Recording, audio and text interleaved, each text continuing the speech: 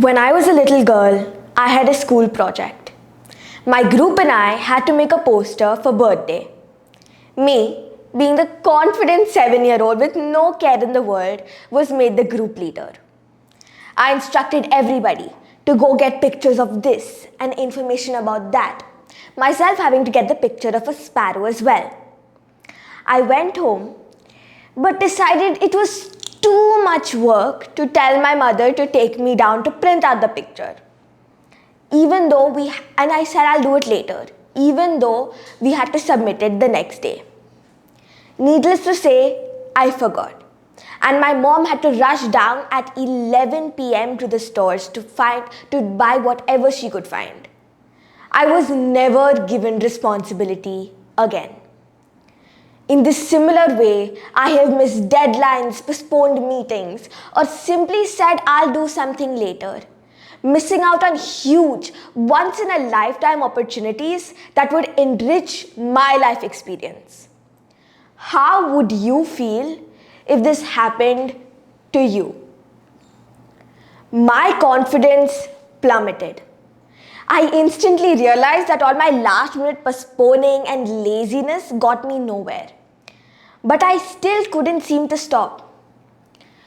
I lost the opportunity to showcase my passion for music and make a change just because I postponed applying. But I still couldn't change my procrastinating mindset.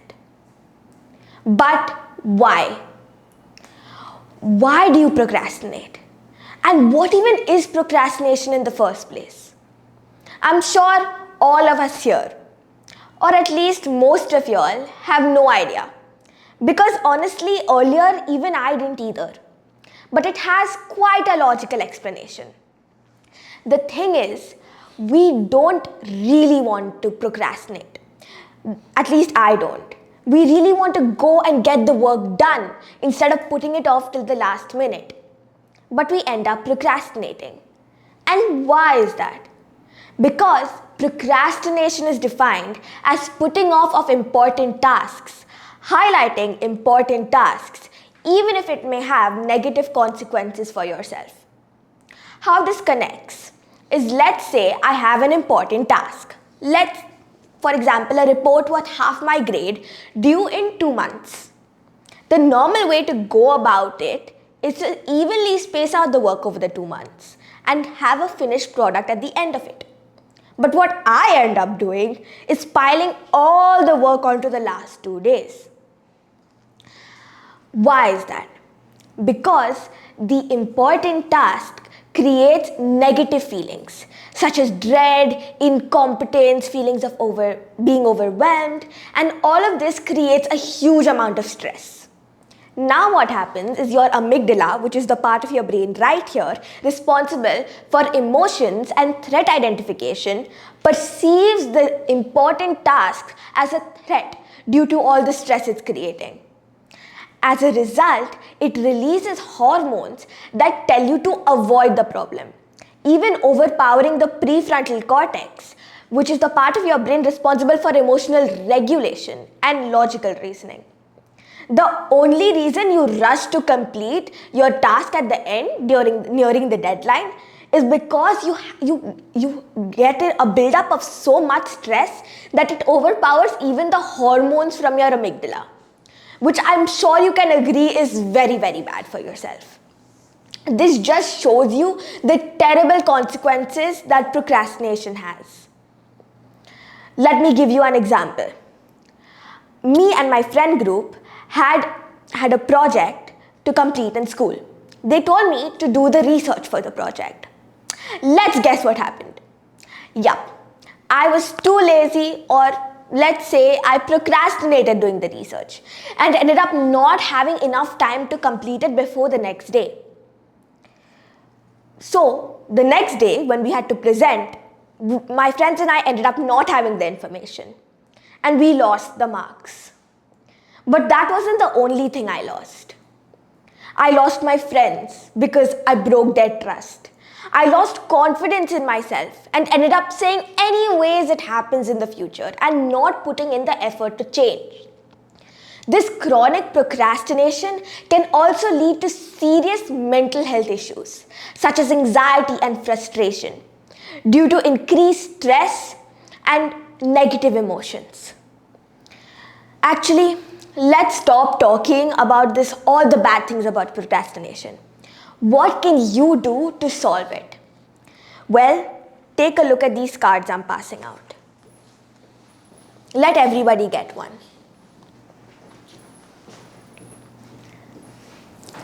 Now, I want you to take a look at the cards. On one side, you have an empowering quote. For example, the card I have in my hand right now says, "You can do it." And the other side says, "Pass it on." Now, what this means is, I want you all to think of an important task you have to complete right now. Associate it with this card. Now, take this card and keep it in a place personal to you that you visit often. For example, your desk at home or your locker in school. Now, every time you see this card, repeat an affirmation based on the task you have to complete. Let's say I have to finish recording my piano exam. I will say, "Lachelle, you can do it. You can complete recording your piano exam." Now what this does is it empowers you, saying that you can do it. You are able to do it. Because procrastination usually happens when you feel feelings of incompetence or dread or insecurity. So this helps you combat that, overall helping you avoid procrastination. Now, after you finish this important task, I want you, what pass it on means, pass this card on to another person and repeat the essence of what I told you. This creates a way to impact more people than just the ones in this room. But even that may not be enough. Somebody may never reach the cards that I'm passing out right here. So what can they do? Well, when you receive a task, procrastination hits. And honestly, let it hit. All I want you to do is take a piece of paper and divide it into 4 sections. I'd like you to label it as so. There are 4 quadrants here. There's one labeled urgent, not urgent, important, and not important. Now, there's the first quadrant, which is labeled urgent and important. Okay, it intersects. This is the do quadrant. Now, you do quadrant. These are the tasks that are most important in your daily life. For example, finishing a project for school. Now, whatever tasks that you put in this quadrant, you have to do it now because it's the most important and you're on a time crunch. Quadrant number 2 is the decide quadrant. It's important for your daily well-being and it's important for life, but you don't necessarily have a time crunch. It's not urgent. So decide a time to do it later. The third quadrant is urgent and not important. The delegate quadrant. This is a task that is urgent but not necessarily important for yourself. So see if somebody else can complete these tasks for you. And the last one is the delete quadrant, which is not important and not urgent. So not necessary for daily life. Delete or at least minimize the time you're spending on these tasks. Now that you've prioritized the tasks, you can go by and finish these tasks based on importance so that you are accountable for which task you're completing first. Another thing you can do is also take the time that you're minimizing from the delete quadrant and use it to spend time in the do quadrant.